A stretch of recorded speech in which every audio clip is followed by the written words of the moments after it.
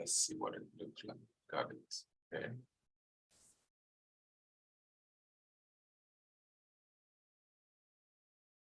We're going live now. Let's see what it looks like. Yeah.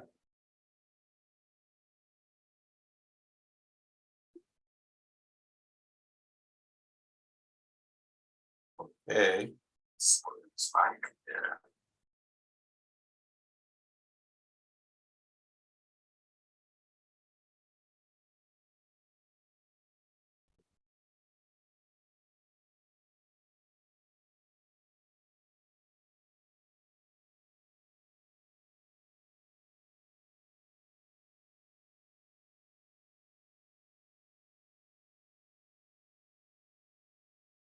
Okay. I think we're live now. So.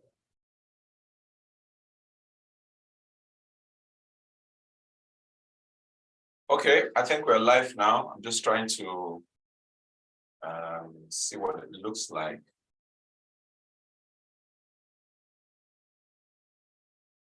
Doc, please put on your video once you are. Please put on your videos.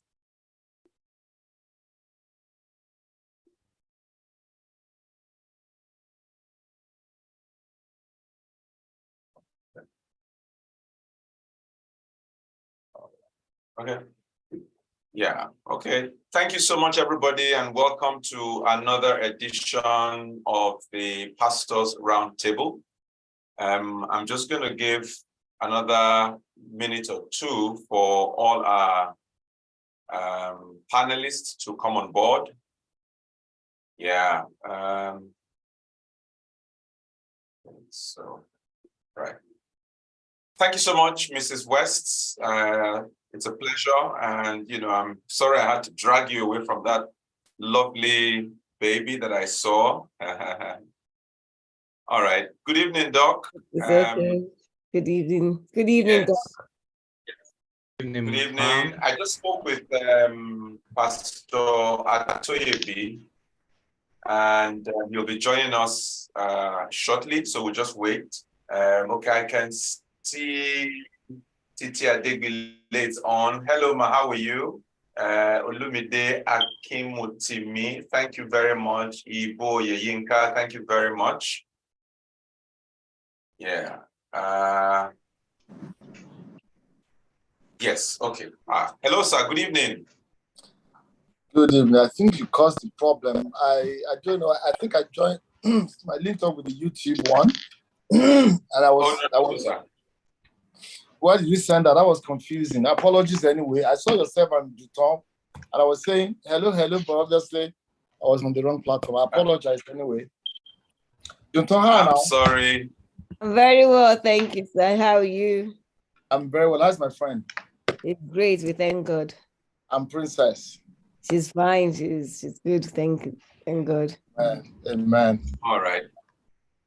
Good evening, everybody, and welcome.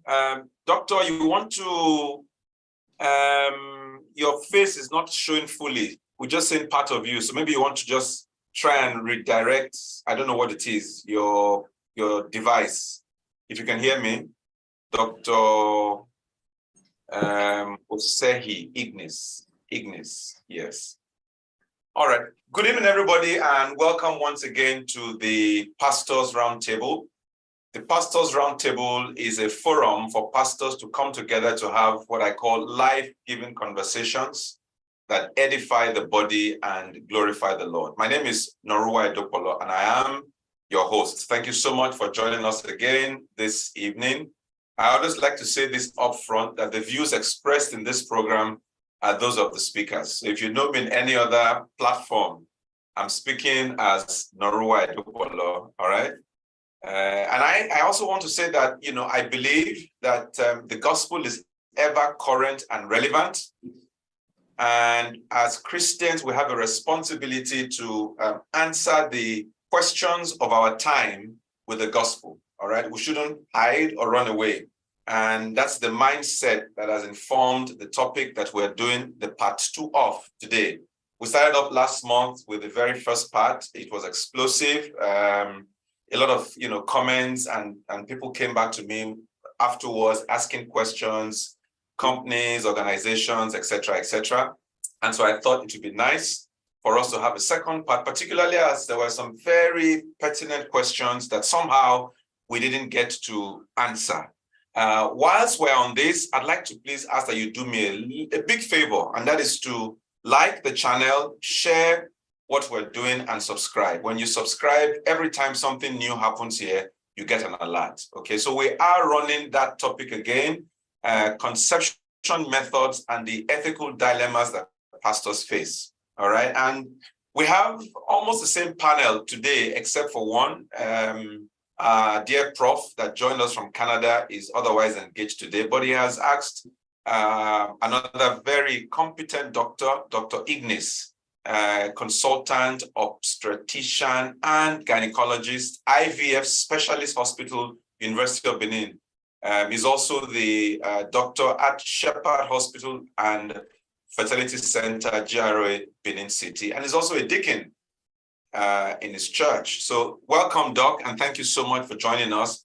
Of course, we have still in the house our dear pastor, my pastor, my mentor, Pastor Femi Atoebi, SAN, a senior pastor and an elder in the body of Christ. And last but not the least, by any means, Mrs. Dunton West, a Christian who has walked the road that we all are trying to have a better understanding of. I'd like to say thank you to each and every one of you for finding time to join us again today. Somewhere down the road, we're going to be having another guest, but I didn't want her to come in now until we've made some progress, just having this conversation. She'll be following us on YouTube, and then, she will join us shortly. So from last month, I now know that the proper name is assisted reproductive technology, ART, all right? It's used to treat infertility and, any method whereby the sperm and the egg meets apart from the natural way that God has ordained it, all right?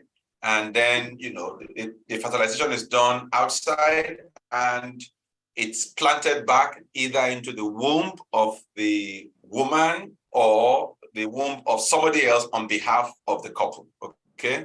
That is my layman's, understanding of it. And I'm going to be asking the doctor very soon to help me, to make sense of what I just said. And then after that, I have a couple of questions because really today is all about questions. And so those of you on YouTube, I'm checking my YouTube. If you have a question, please begin to put your questions there now. I'm going to be taking them.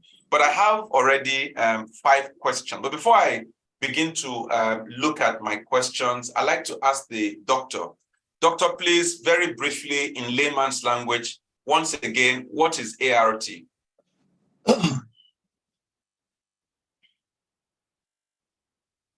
Doctor, are you there? Dr. Ignis, are you there?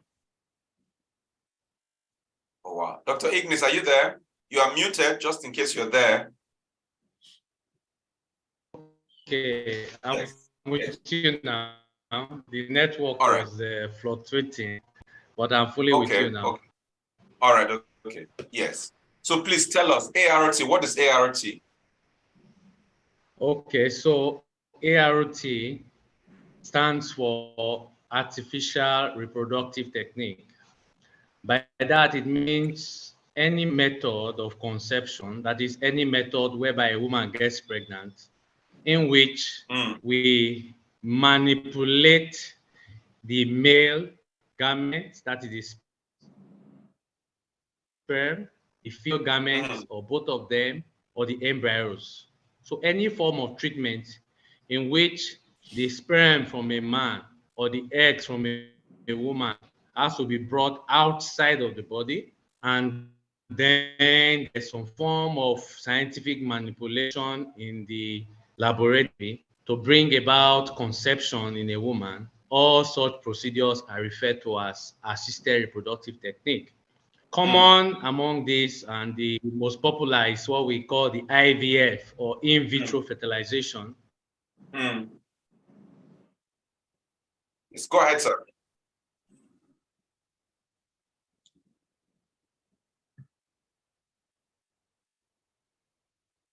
Go ahead, sir.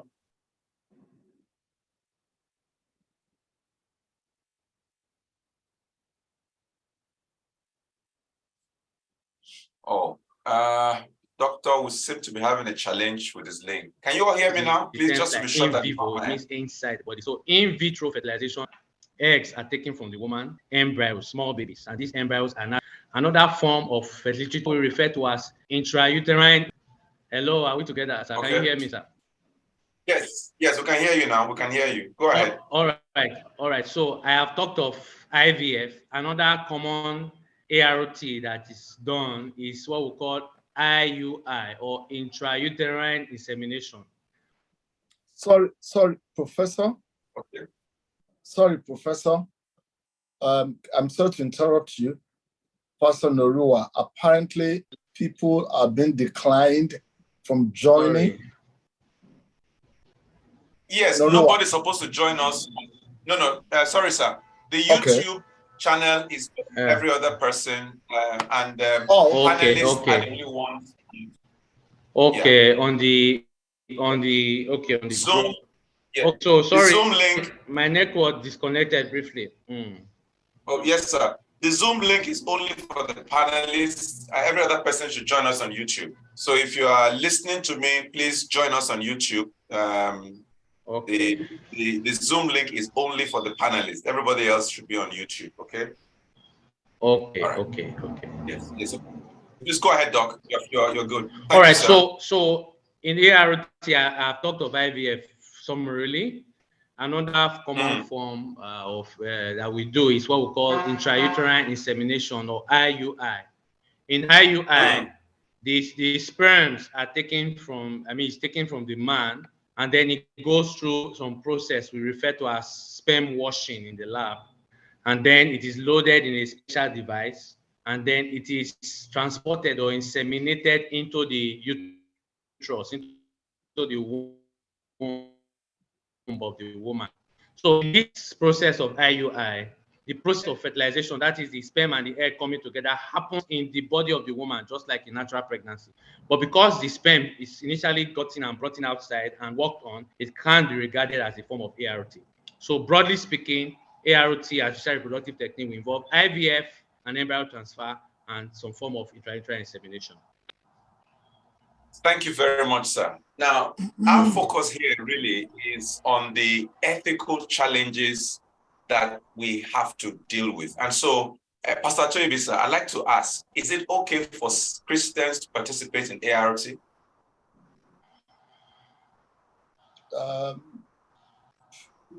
Thank you so much for having me tonight again. It's my pleasure to be here. Thank you, sir. I'm not so sure, based on the wide definition that the Prof has kindly given us, I'm not so sure there can be a one-fits-all answer. Can you hear me?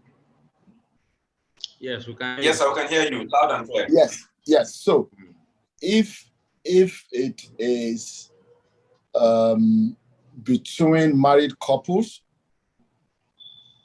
yes, is the answer for me. And like yourself, this is my personal understanding of scriptures, something that I would encourage my members to do if they're so persuaded, if they're married. When we're talking of surrogacy, IVF, as we understand it from the layman's perspective, so different stuff might apply. My answer would depend. So if you are more specific, I can give you specific answer as I understand it from my knowledge of my limited knowledge of scriptures. So, sir, is IVF as defined by the doctor, surrogacy as we have defined it? In other words, it's not your egg, as for the woman, it's not your husband's sperm, it's somebody else's egg and sperm, but you are offering your womb to help them to carry it. Those two conditions, so IVF on the one hand and then surrogacy on the other hand, is it biblical? IVF, again, between couples, married couples, is perfectly normal, so long as they both agree to it. Now, for a woman who is single, who again, it's not so straightforward. Are you saying so? A couple approach a single woman to carry the pregnancy. Is that what you are asking? Whether it is right for the surrogate mother to do? Is that the question? Yes, sir. I'm sorry? Well, I mean, the status of the status of the surrogate mother is not so much as important as the fact that she's willing to do surrogacy. In other words, she's a single woman. Is she a married woman? The question is, can a Christian? So you can decide to say to me, for example, that if she's single, no. If she's married, yes. Or if she's married, no. Or if she's married, yes. You can decide to separate the two, but the question is the concept of surrogacy. In other words, a woman carrying somebody else's, pregnancy as we know it to be. Is that biblical? Okay, so that's clearer to me now. Sorry if I was a bit slow tonight. Okay. It's been a long day. I think from the last session. Well with you, sir. Thank you. Sir. From the last session that we held in March, it was clear that every one of us agreed, and it was my position as well, that surrogacy is scriptural. I remember I did say that what Mary, the earthly mother of Jesus was surrogacy. God Almighty borrowed a womb to conceive Jesus, the holy seed. So, going by that, the answer is, for me, correct. It's simple to say, yes, she can do it, whether she's single or married. Of course, if she's married, it would have to be with the consent of her husband. That's the surrogate mother. But there's nothing wrong in, someone has to do it. If we say it is right, and we all agreed it is scriptural for surrogacy to take place, then someone has to do it. I have no problem whatsoever ethically with a woman doing that. Well, okay. Of course, Mrs. West. Okay. Sorry, there is the issue of commercialization. Because when you're that's another question I was going to ask. Yes, when you're talking of ethics, I think is multidimensional. The act of doing it, for me, there's nothing unethical about it. But where we're having people say, I'm going to be doing it $50,000, whatever it is, then the entire idea is faulted, if you ask me. So surrogacy is okay, but the commercialization of it, you have something with that, yeah? Okay, Mrs. West. I do have something with that, yes. Okay, Mrs. West, then our doctor will come to you. Very quickly, ma'am. What's my question? Same question. Is it biblical from your point of view? And now that we've taken it one step further to say, okay, it's okay to do it if it's just doing it, but what if it's, you're being paid to do it? How, is that biblical? So, if we're looking at the Bible, it's okay for me, it's okay to do because that's what I did. If we're looking at it from the Bible's point of view, obviously Mary wasn't paid. Mary did service unto God. However, we are in this world, and the Bible says money answered all things. So, if you look at it, somebody's offered. Would you find your relative wanting to do it for you? Or sometimes because of legal reasons, they don't even encourage you to use your close relationships to do this. Secondly, the person that you've paid to do this, when they interviewed or when they look at it, They probably are doing it because, for example, they need money for something. And they'll tell you they need money to either pay through their school loans, or they are in financial crisis, or there's always something they need money for. And in the law in America, you go through the legal bits whereby you can't even go and approach somebody, which some people offered. I must say, in my case, a few people offered to say they would do it for us for free. But I tell you, there was a lot of commerce with that, because they offered, and we start doing the paperwork. You fly to the state where they're in, then they disappear. And we had that like twice. So we bought ourselves some sense and decided to do it the legal way. And then went to an agency, and the surrogate was interviewed. Why do you want to do this? Blah, blah, blah, blah. Obviously, it's commercial. It was commercial. You pay the surrogates, you pay the lawyers, you go to court, so that every tie is silver. There's no tie to it. Everybody knows it was a commercial agreement. Okay. So, Doc, thank you, man. Doc, from your experience, what has it been like? Is it paid for? First of all, is it biblical? I mean, you're an IVF doctor, so I can't even be asking you that. Otherwise, but from your experience, has it been more commercial, or just share with us. All right. Okay. Thank you very much. From the last program we had in March, I remember Professor Gbera said was at that program. At least I had the privilege of listening to the video. You sent it to me. So we did try to establish different types of surrogacy.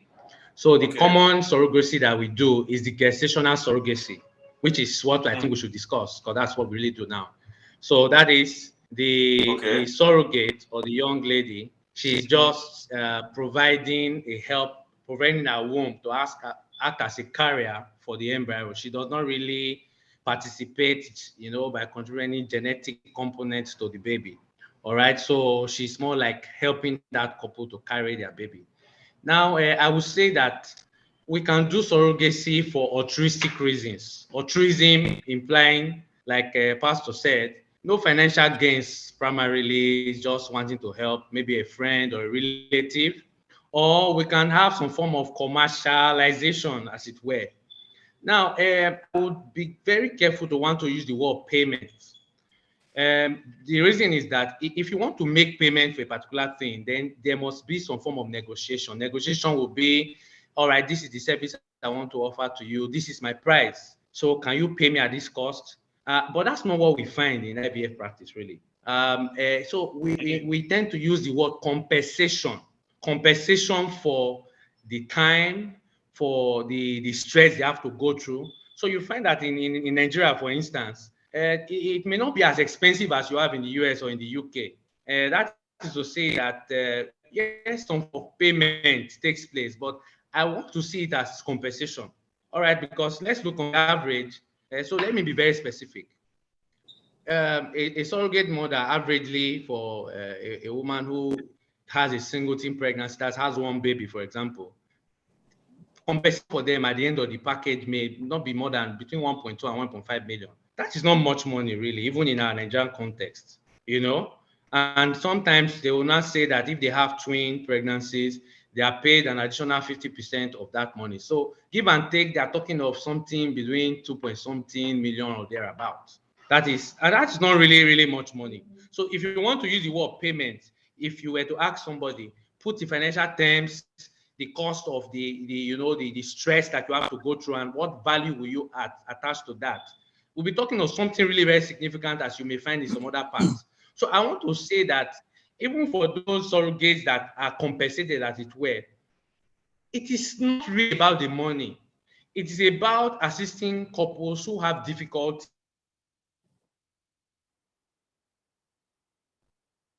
Oh, we're losing you. Inconvenience. Okay. Can you hear me, Doc? Yes, I can hear you. The network appears to be fluctuating. Yes, yes, So yes. in our Actually experience, raining. yes, Yeah, but I it's mean, raining here. Yes. yeah, it's raining here. So, but I mean, we'll leave that. We may come back now. I have a question. How can I intervene or advise someone waiting to go with the option of IVF as a pastor's wife without making them feel that we don't have faith in God? How can I advise someone waiting to go with the IVF option as a pastor's wife without making them feel that we don't have faith in God? That's a question from one of our, somebody asked that question. So I'm a pastor's wife. I want to encourage someone to go for IVF. How do you balance, IVF, faith? I have my opinion on this, but I want to hold it. I don't know who wants to take a first stab at that. Maybe we'll start with Pastor Toyebi. All right. Thank you so much, Pastor Noruwa. I cannot resist the temptation of commenting on what both Doctor and Duton said last. I think there is a summation of the points they both made. What I gather from that is that largely it's transactional. Duton was giving of her experience in the US, and a proper contract is in place. And I'm not sure whether you've heard of it before, but it's happened. I know of a case where after the surrogate mother delivered, she decided not to give up the child anymore. So it's important that a proper transactional agreement is made. I believe that is done in America. I hope Duton will correct me if I'm wrong. But I guess if there is no formal agreement in place of sort, then the surrogate mother can decide afterwards, I'm sorry, but I'm going to keep this child for myself. That's one. The issue of commercialization, which I introduced, in America, I think virtually everything is transactional. So when I was talking of commercialization, I have no problem with somebody getting compensated. That's why I'm trying to marry what both Doctor and Duton said. In America, if it's a contract, there must be a consideration. But as we know in the law of contract, basic law of contract, consideration does not have to be massive. Any amount, you cannot query the adequacy of consideration in law. So whether you get ₦1, which is why I can sell my land if I have one in a very expensive area, I can say I sell it to you for ₦1. Nobody can question the adequacy. So when you talk of compensation for surrogate mothers, they don't have to name a price and begin to jack it up depending on the desperation of the couple that has approached them. So that's a difference. So when I say commercialization, as Doctor said, and I like the way Duton puts it. Duton says Mary was rendering a service for God and she wasn't paid, correct? And I believe that when we render service for humanity, we're also doing it for God. So there's nothing wrong in saying, I'm going to do this, whatever you feel led or like to give me afterwards, so be it. Apart from what medical attention I require, which you need to look after. But I would rather people don't keep on jacking up whatever the compensation. That should be reasonable. I have no problem because it takes a lot. Even for a woman who's carrying her pregnancy, it takes a lot. So for someone to carry for you, it takes a lot. There must be some form of compensation, but don't commercialize it. That's just that. So far as the question you've asked is concerned. Yes, sir. A pastor's wife wants to counsel members and says, if you went in for the IVF, you don't seem to have faith. I think the Bible is replete with the question of faith being dead without works. Without works. That was one point that Duton made at the last session. If I heard that correctly, she said they did the IVF 11 times, which meant that no doctor can guarantee you if you did it 50 times, that's going to work. It still takes God. Yeah. It still takes God. Aha. So, James 2, I think the last verse, the Bible says, if you show me a man without a body, I can show you a man with faith who says he has faith without works. It's dead. So, faith is there, but you need to do works. And I see if you're going for IVF, it's works, because it's still God who will have to make it work. There's absolutely nothing wrong. It is not anti our faith. And again, I'm not sure that was on this platform. I was giving the example in Mark chapter number 5, the woman with the issue of blood from verse 25. The woman had been everywhere looking for doctors, and her case got worse. But when she met Jesus, Jesus didn't query that she didn't have faith. So why are you coming to me now? After you've been to Germany, you've been to France, you've been to America looking for medical help, I can't help you. Jesus didn't say that. So I'm saying that doing that is not anti-faith.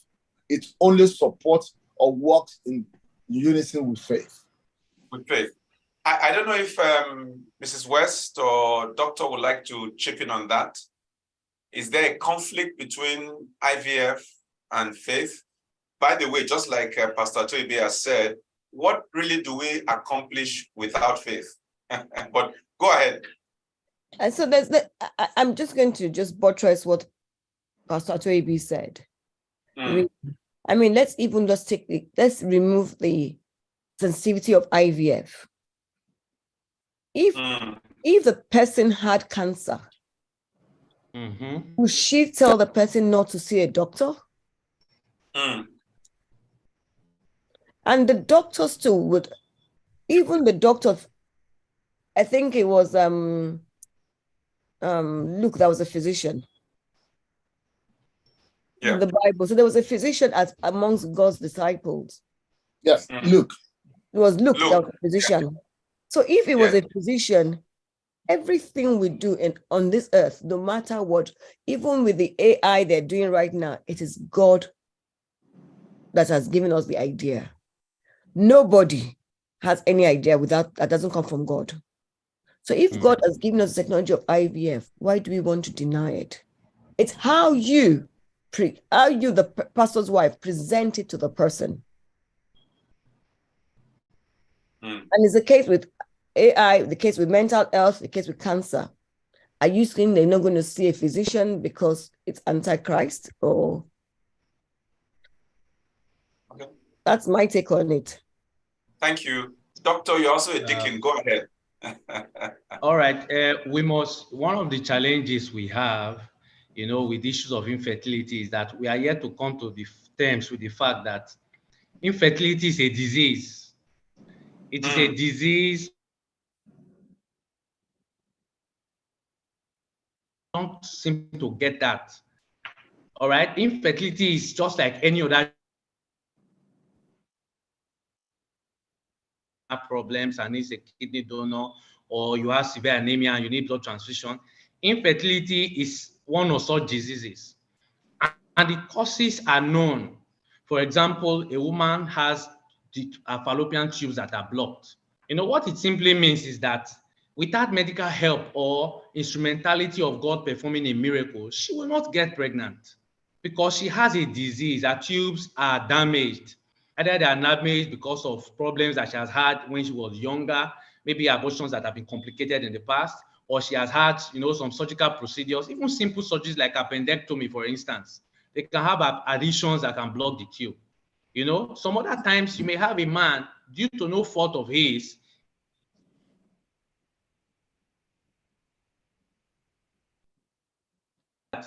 infertility is a disease, and the treatment modality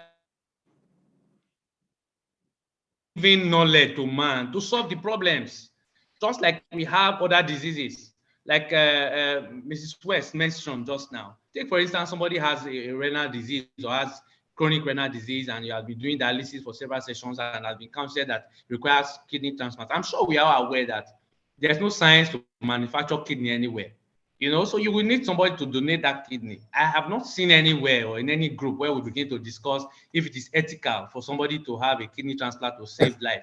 Or somebody has a chronic disease. Okay, you are hypertensive and then the blood pressure is so high, the person is having a stroke, and you say, no, don't take drugs. You know, the stroke can be managed. We don't do that.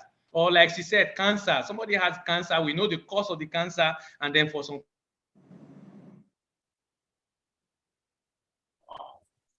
Oh, doctor, this light not be discouraged for seeking help. Yes, so they should be encouraged and should be, you know, in fact, provisions should be made within budgeting in nations to try and offer fertility treatment as one of those things you treat like you treat hypertension. In some parts of the world, like in Nigeria, for instance, we have health insurance that cover a lot of diseases, but you find out that somehow we don't include fertility issues as, you know, included in coverage because we don't come to, or we don't understand that infertility is a disease.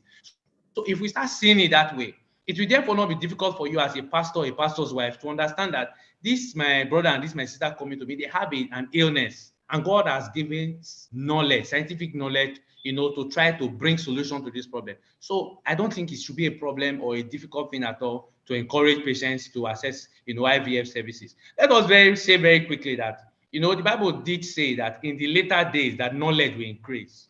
Knowledge has increased in every sphere of life. Knowledge has increased in aeronautic engineering, in science. Look at this meeting, for instance. We're having a meeting on Zoom, for crying out loud. We're in different parts of the world, but we can interact.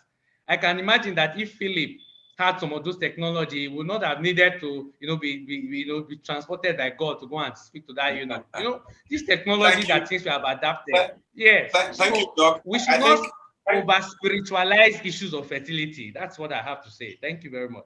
Thank you so much. I think you've taken me to the next, and I'm happy they're already here. You know, I like the fact that the way you've explained it. You know, and you know, one thing I like to say to people is that the word empathy. Okay, if I remember some years ago when I had to go and speak to a gathering of matured singles. Okay, so I said to myself, I've got to be careful how I speak to these people because I got married at 26. All right. So all my life, you know, I don't even know what it's like. You know, I mean, I finished youth corps, got a job. 2 years down the road, I was married. So I really don't understand what it means for you to have clocked 30, 40, and you are single. Okay. So I said to myself, you know, I've got to be careful how I speak to these people so that I don't, you know, rub it in. I don't know if you're getting it. You see, for people who may be listening to us, your problem is family planning, okay? You can pontificate on this matter, all right? But you don't have a problem, you know, going to the doctor for a headache or whatever it is, you know? So, I think that we should be empathetic as Christians on this matter, particularly for people who are married, okay? There's a question about singles, and I'm going to ask that question shortly. But I'd like to introduce to us Dr. Toyin Ajayi. She's from Bridge Clinic. You know, they are just like Dr. Ignis. She would also be speaking. I'll give her some time. But before I get there, I'd like to ask, can a single unmarried brother or sister jettison marriage and raise a family via ART? Pastor Toyibi. Dr. Ajayi, I will come to you and, you know, you'll be able to tell us your experience and all of that. And if there are questions, but let's deal with this church side of the conversation first. Can a single brother or sister who just decides that, you know what, I don't want the stress of marriage or for whatever reason, okay, or I'm getting old, all right, and I don't want to go and commit fornication or adultery, but I want a child, all right, can that single brother or sister go ahead and, you know, do one of these things and get a baby? That's not very straightforward. I don't think, first of all, the motive is right. Okay. If I think God has ordained marriage for fellowship, for mutual fellowship and procreation. So if you really want procreation, you should be looking at doing it God's way, if you're talking of ethically. If you chose to opt out of marriage, I think it would be a bit unethical for me, for the single, whether male or female, to want to do it, since it was your choice to not marry. Now, there's so many arguments on this, and I'm sure somebody can come on the other side and argue exactly opposite what I'm going to be saying. That's fine. But the point is, if all of a sudden you allow that, I can assure you straight away that the marriage institution will be seriously threatened, if not destroyed. So people will then say, I don't need to marry. I just want to have a child or two. I'm going to go through this period. Then number two, the public perception of that believer. Because is he going to tell the world how he got the baby? I'm not married, I have a baby. So people go off with the idea that, you know what, it was a product of adultery or fornication rather. Now, so if it becomes the infant in the body of Christ, then there is a major spiritual crisis in the church. Because then you don't know who's doing that and who's doing the wrong thing to get the baby. And public perception is very important, especially in our faith. I mean, if an HOD in the church or an assistant pastor or a pastor decided that, you know what, I'm not going to get married. I'm just going to go down the line of IVF. I'm going to, or whatever it is, or surrogacy, and I have a baby. It's usually going to be a big question, because the question will always be asked, who's the mother or who's the father, as the case may be, at some stage or the other. So I think ethically, I will not support it. I will not support it. Okay. Again, that is a totally different. Does anybody have angle. Yeah. Sorry, that's a totally different angle where either of them is married, and the marriage broke up for some reasons, and one or both of them still want children. Then that's another different story entirely. I mean, I would then say, why not? After all, it's not likely to know the surrogate mother. And as Dr. Ignis has said, the carrier has no connection whatsoever, if you see what I mean. It's just renting her womb. So, but for you not to intentionally not to marry, I want to do it, I won't subscribe to it. That's my humble view. Thank you. Mrs. West, Dr. Ignis, you have a contrary opinion, or you want to add to that before I invite Dr. Tonya Ajayi to tell us about Bridge Clinic and what they do in terms of assisted conception. But first of all, Sister West, and let me call you now Deacon, because this is a church question. I mean, yeah. The Bible says, I mean, as Pastor Leto Ibi said about appearance, what are you, as a Christian, what are you portraying if we go down the Christian route? And secondly, I mean, as a Christian, what are you saying to the body of Christ? Are you bringing, nobody will come and meet you and say, how did you have the baby? But they've gone off with the perception that the church is allowing fornication. Yeah. Yeah. You've given the wrong, you have not become, you're not an ambassador for Christ in that sense. Secondly, I think again for the child, for me personally, if you on your own as a single person decide to bring up a child, I think it's not fair on the child, because the child doesn't have a balanced parenthood. It's different if you were pregnant, the wife was pregnant and the man died. It's a different story. It's a different story when there was something happened in the marriage before the child was born. That's a different story. But for the fact that you decide on your own to bring up a child, be it a man or a woman, the child doesn't have balanced parenthood. If the child didn't beg to be brought to the world to be imbalanced. That's the way I said. Thank you. Doc? Ignis, Dr. Ignis? Okay. Well, I think what Pastor and what Mrs. West has said are the general, view of the topic, which I strongly agree with. But we should also recognize that sometimes, you may have some situations that may not really follow this pattern. For instance, you may have somebody who, let's take, a woman who is in her late 50s or early 60s. It was not her desire in any way not to get married. Either she had disappointments in the past, or she was jilted, and now she's old. It's not as if she doesn't trust God for a partner. She's still believing God that God will do it and a partner will come. Or she also had desire for motherhood, the desire to want to have a child that she can inculcate godly values in, that she can also have the benefit of enjoying, that feeling of being a mother. It's Why very can't she difficult adopt? for us in such Why can't she circumstances. adopt? Yes, Why so she can't she can adopt? adopt.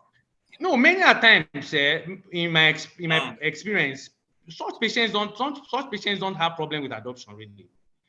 Adoption processes on adoption in some parts of the world, like in Nigeria, it can really be very difficult. I had a client not too long ago that fit into this category. She told me that she has applied for adoption for almost 2-3 years now. She's told that she should just forget it. Sometimes in this part of the world, I don't know how it is in the US or in the UK, it can be very difficult to get a baby by adoption. So sometimes they just try the options. So when some of those patients come to you and they said they have submitted, an adoption order, they've gone to the ministry, nothing's forthcoming, 1 year, 2 years, 3 years, and they say, okay, can they not just try, the option of IVF, maybe with a surrogacy? So, the for motive such is a very woman, important. sorry, doc, Yes. sorry, doc. For Yes. such a woman, where is the sperm Yes. coming from? Yes. Okay. So these are other issues. Yes. So these issues are not very straightforward, but we must understand the motives behind this. One, we discuss issues like, if you have a baby, who is the father of the child? Whose surname does the child bear?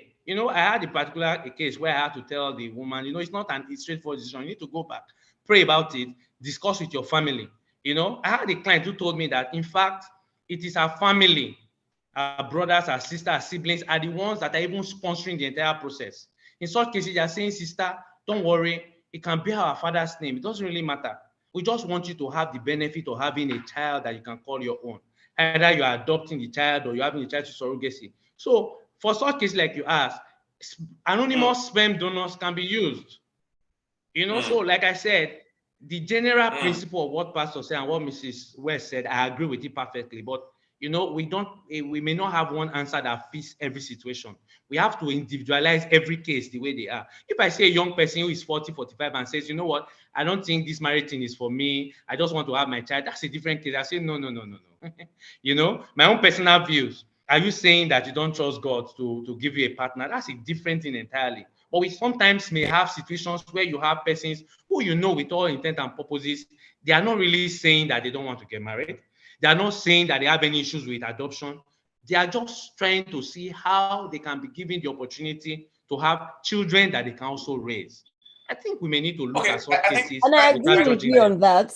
Yes. I agree with you on that, because in Lagos State, I tried adoption in Lagos State, and for like years, we never got a baby. And I agree with you on that. Adoption in Lagos State is extremely, extremely. The rules are great, because it stops child abuse. But then in getting a child after going through that 3 years, 5 years, you're still on the waiting list. So I understand that. So, but I think the question is saying that I don't want to have a child, therefore I just want to go and do IVF. That was the question, not the fact that I'm single. And I agree with thank you, man. As well. Yeah, for me, I think the way Doctor has put it, my counsel or my quick roundup on this would be, except you. For me, I would say, for example, that try adoption, but I hear you say adoption is near impossible, but it shouldn't be something that we should the approval process, as it were, in terms of Christianity, should be something that you really have to think deeply about it. Otherwise, we may open a Pandora's box that we may not be able to handle. Okay, but let me allow Dr. Ajayi. She's been on YouTube. Tell us about Bridge Clinic. Tell us what you guys have experienced. I hope you are unmuted. You are muted right now. Good. And where do you? I mean, what has been your experience? With IVF. Go ahead. Good evening, everyone.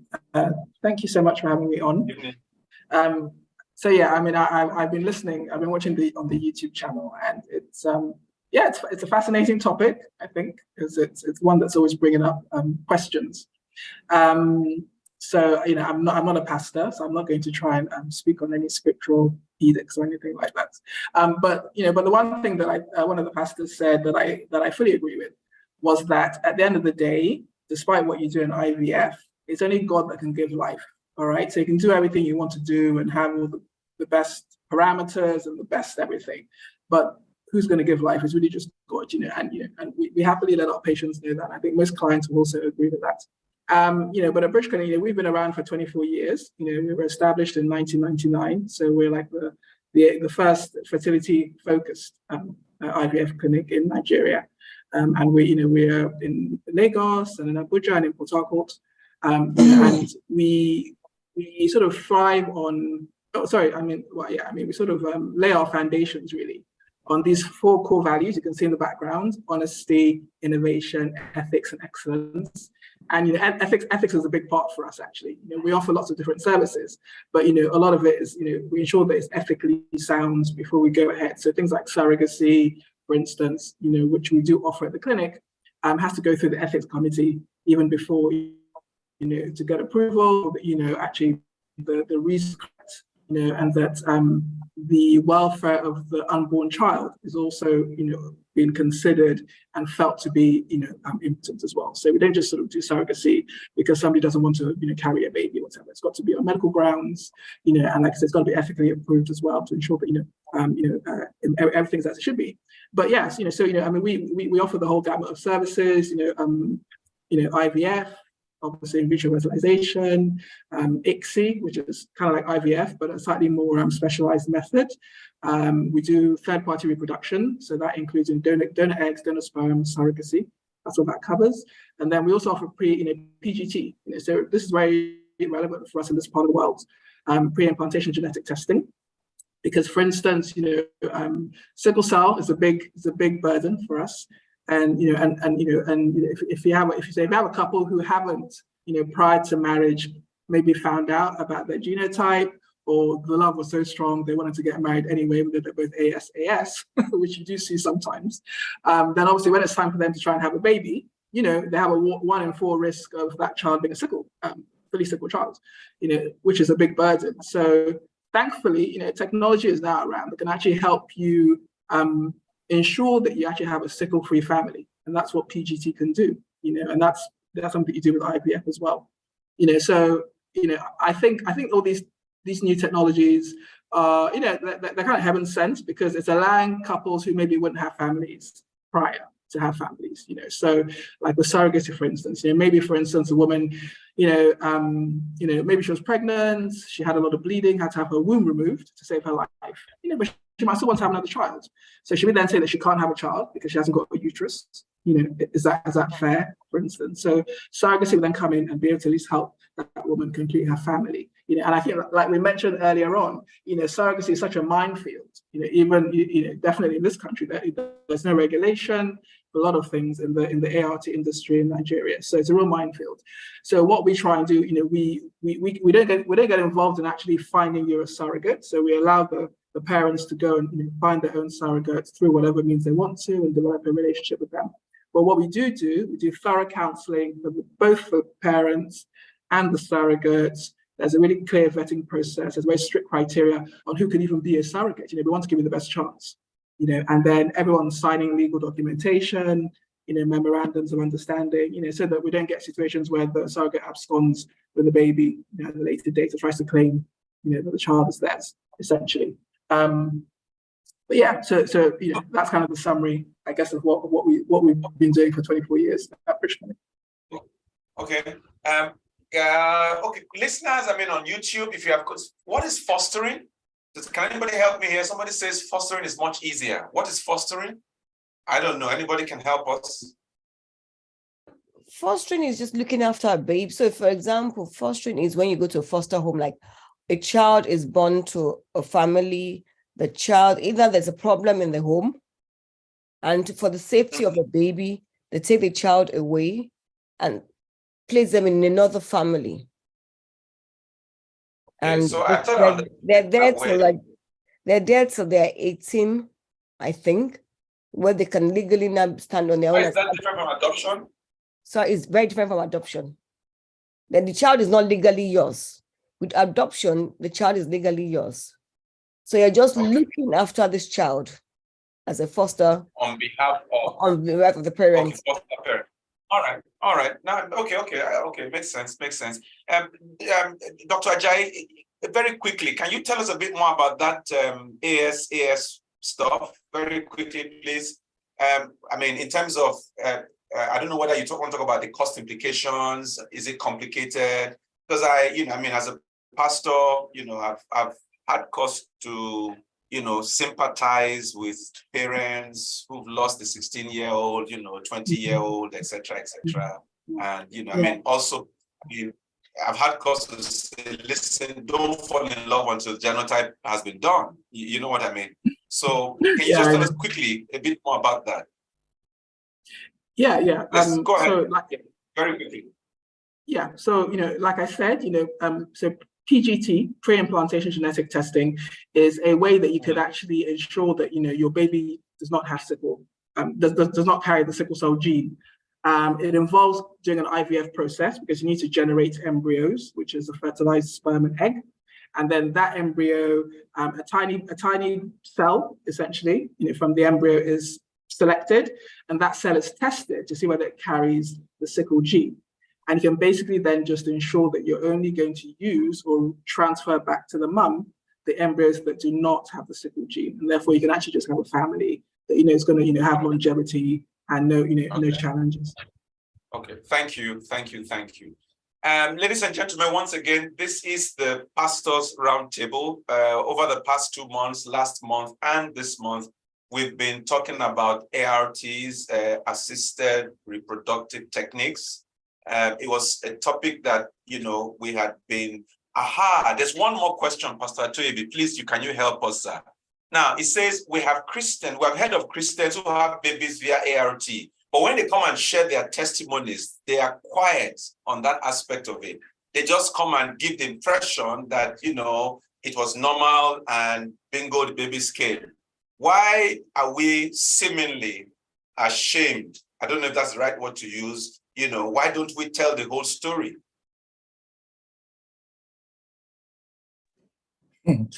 Well, obviously, I have not been briefed by those people, so I wouldn't know why they won't tell the story. I can hazard a guess, which is, I think I will put the blame at the doorstep of those of us who are pastors. There is a section of us who preach that seeking medical help for anything is unscriptural. There is a section of us across all denominations that give the impression that they live purely by divine health. They have no reason to visit medical doctors, which is both not true and is silly, because whether you're healthy or not, you should see your doctor, depending on your age, yearly or probably biannually, depending on your circumstance. And it's not a good testimony for anyone to say, I don't go to the hospital. Now, because what it does, this is the result of what it does, one of the many results.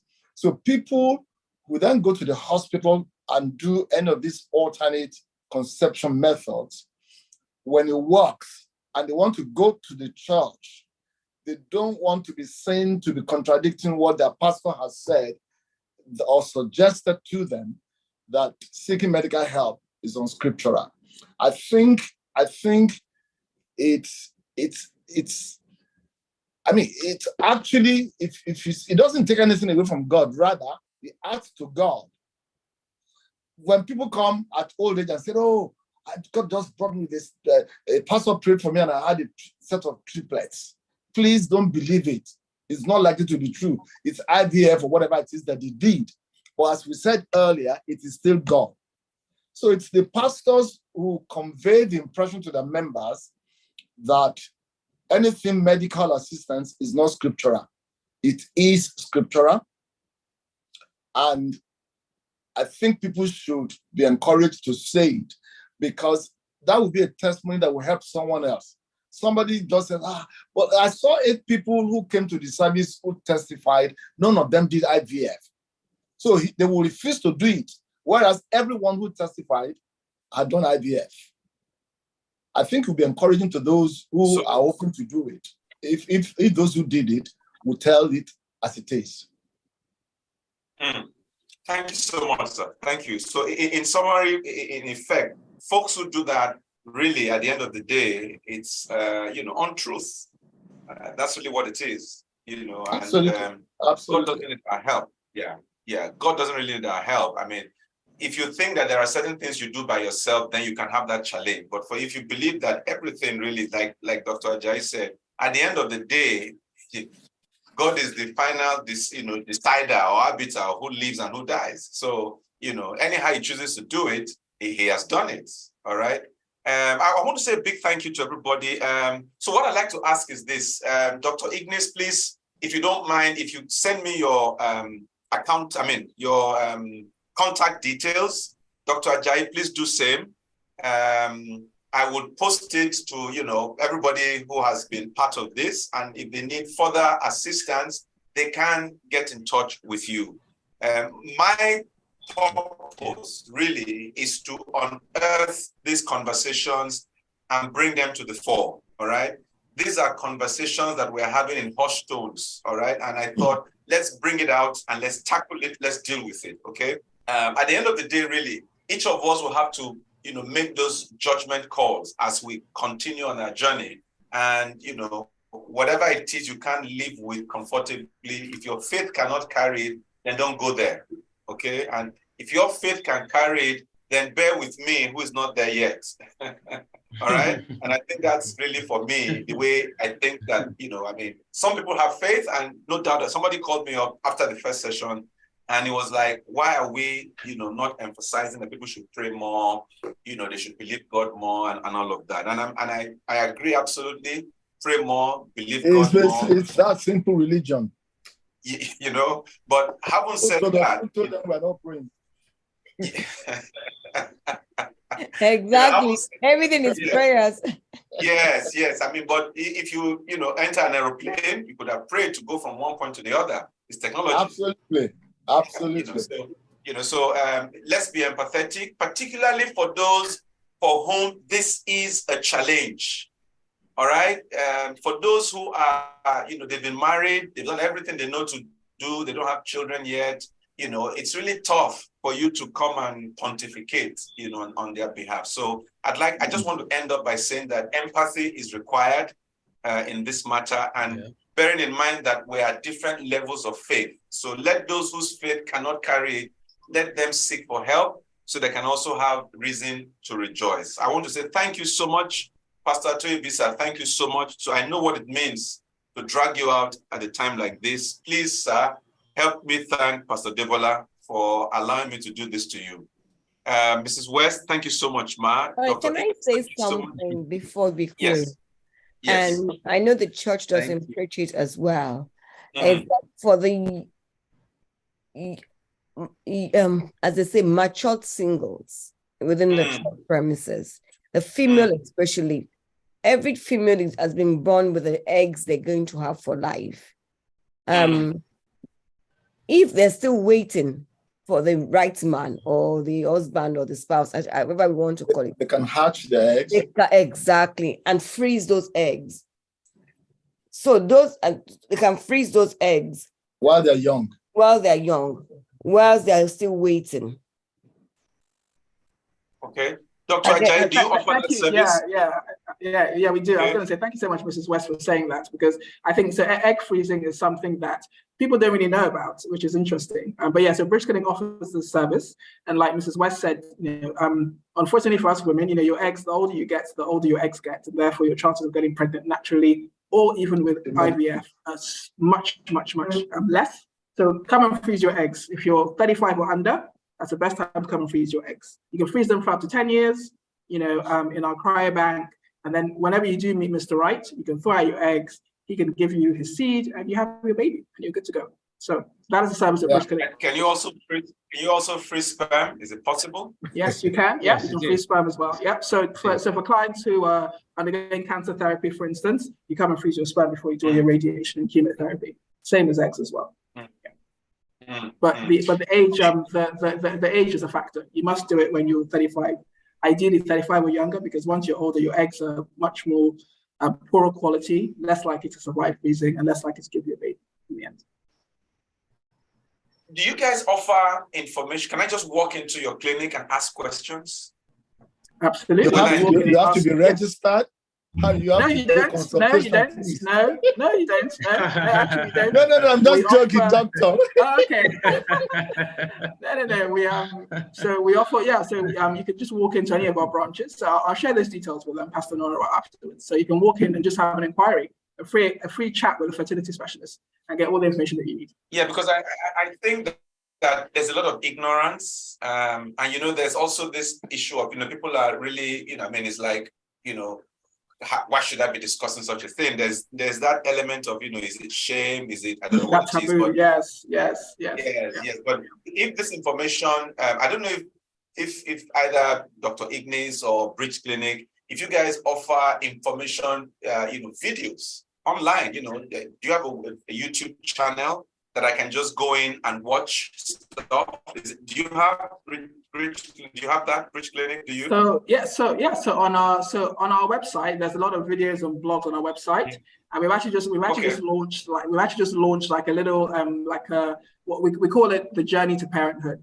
It's a WhatsApp platform where you can basically get fully educated about fertility. So it's very easy to sign up for free, and you've got this WhatsApp access to all the questions and all the answers that you need on our website. Well, ladies and gentlemen, there you have it. I think information is really lacking, but there you have it. You have information.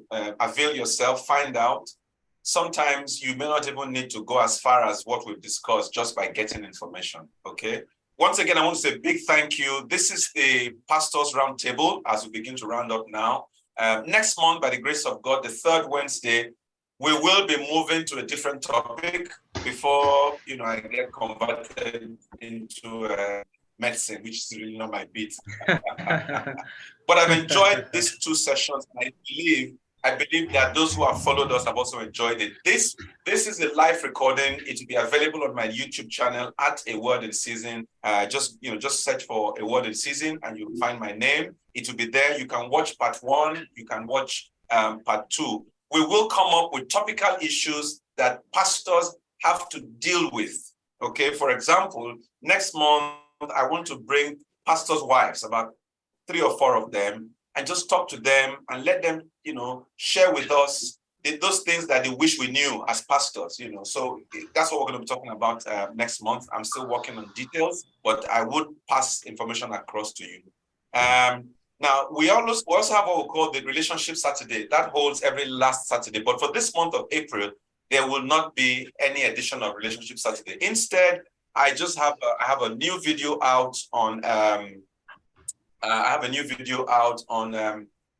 trying marriage for a second time. In other words, for whatever reason, you were married once, separated, divorced, widowed, etc., and now you want to get married again. There are challenges that are unique to second marriages that you don't find in first marriage, okay? That video is already available. You can just go to my YouTube channel and look for it, all right? How to, get married a second time and get it done properly. I want to say a big thank you once again. Pastor Toby, I'm sure is really tired. Thank you so much, sir. Thank you, Dr. Ajayi. Thank you, Dr. Ignis. Thank you, Mrs. West. It's been a pleasure spending this hour with all of you. Thank you so much. And a big thank you to all our people on YouTube. I can see so many of my friends. Thank you so much for coming on board. Next month, third Wednesday, we'll be here again at 8 p.m. of taking on another very topical issue. Thank you so much, ladies and gentlemen. And that's it for the day. Remember, if you haven't done so already, please subscribe to my channel, like the channel, and share the things that you see there. There you would find the Word of God. I mean, that's really what I do. And then I have a lot of stuff on relationship. Okay, I have stuff on in-laws, on getting a marriage partner. Now I'm talking about how to get it right second time out. All right, you don't want to miss it second time out. Thank you so much, everybody, and